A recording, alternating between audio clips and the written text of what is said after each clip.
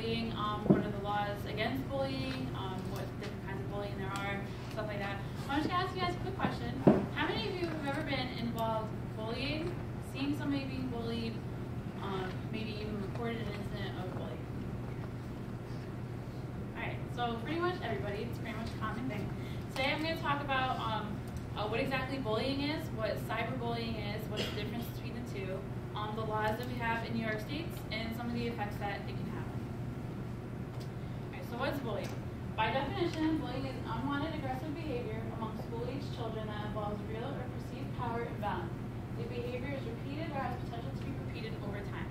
Now what this means to me is that basically when you go to bully somebody, you're going to target people who are weaker than you, because then that gives you the power to make you feel like, hey, I can pick on people who are below me, why not do it anyway?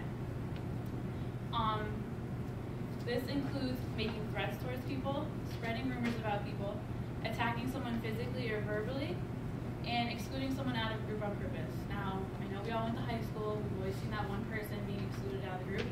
That was me. So I can kind of relate to this a little bit more than others.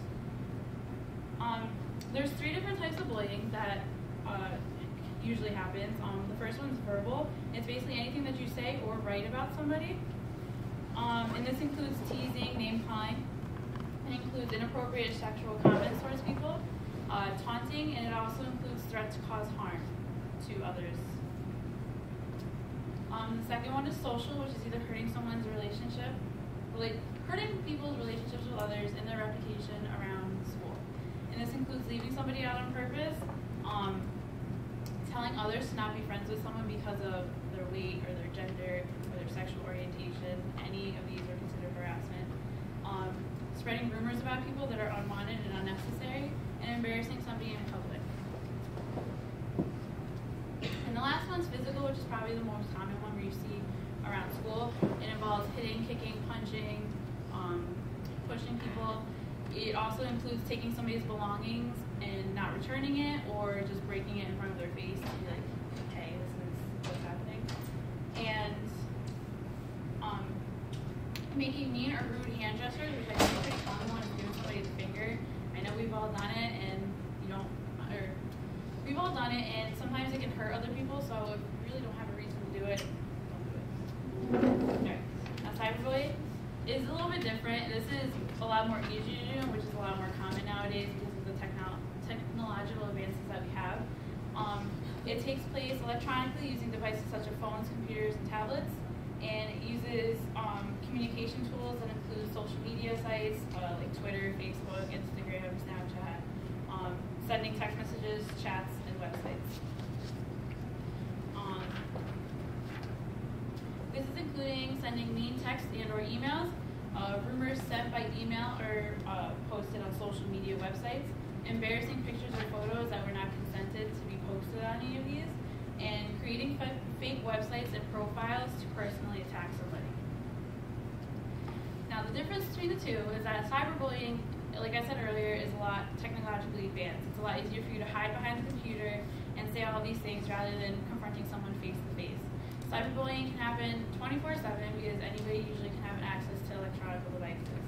It can be done anonymously, and it can be distributed quickly throughout audiences so that you can spread the information a lot quicker. And it's very hard to identify the person because if you're acting anonymously, unless you're a super duper hacker, it's probably going to be hard for you to find out who it is. And once you send out things or post things anywhere on the internet, it's very hard when you try to delete it that you're going to delete all of it, because once it's out there forever. There's no way of retracting everything that you've posted before. Some of the laws and policies that we have in New York, this was the only thing I could really find that was clear and that I could explain to you guys. This is called the Dignity for All Students Act, otherwise known as DASA. I know personally in my high school, like the past 2 years, in the beginning of the year, they would have a presentation about this, and they would go through each individual section of what harassment is and what's considered harassment and stuff. So just an overview real quick is that it includes harassment of gender, age, race, religion, sexual orientation, any disability you might have, which is either a health or a learning disability. If you see somebody doing this and you go report it to a higher authority, there is policies in here that will protect you and that will make sure that you are an anonymous anonymous person, anonymous tip, so that you can't be harmed in any other way by the bully that you're basically telling on. And basically it was made because students, when they feel like they're being bullied in school, it almost makes them not want to go. It makes them drop out of school, it makes their grades worse, and it just causes them to either skip classes or just not go to school in general. So it's made so students feel safe and that they can achieve the academic goals that they're going to school for. So some of the effects is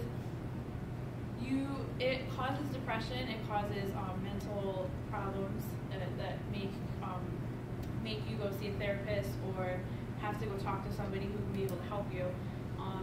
The most common is self-harm, which unfortunately is the reality of today, that a lot of people just resort to committing suicide rather than trying to seek out help for their problems.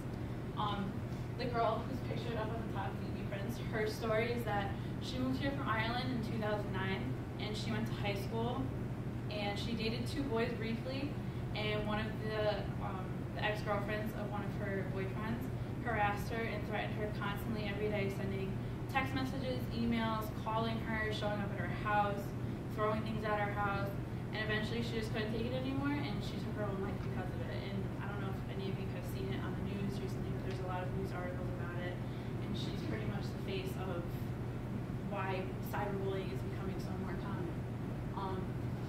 Not only can they harm themselves, they can harm others as well. One of the more popular cases was the Columbine incident, where 2 high school teenage boys who weren't accepted into social groups, who didn't make any sports teams, who got ridiculed almost every day of their life, decided to get together and open fire on innocent people in their school. And they killed 15 people, including themselves at the end. But these are not only the limited effects that can happen. Like I said, it can cause emotional problems, it can cause mental and health problems. So don't think that if you're being bullied or you see somebody being bullied that they're immediately going to commit suicide or harm others. Try to help them, reach out a hand, make it easier for them.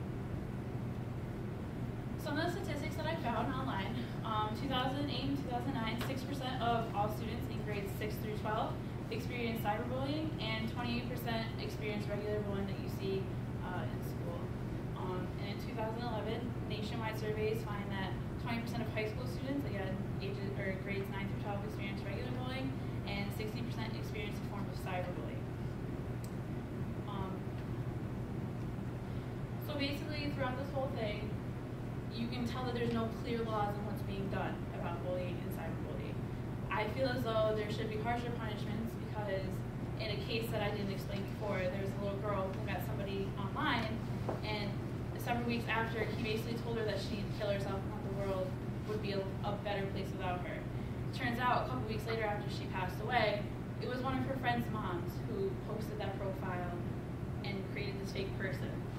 She basically got off with a slap on the wrist, and nothing happened because there's no set laws about cyberbullying or anything against, suicide or assisted suicide on this person. So it's a pretty sad reality when I researched and I could barely find laws that made sense or laws that weren't really very clear on what the problems are.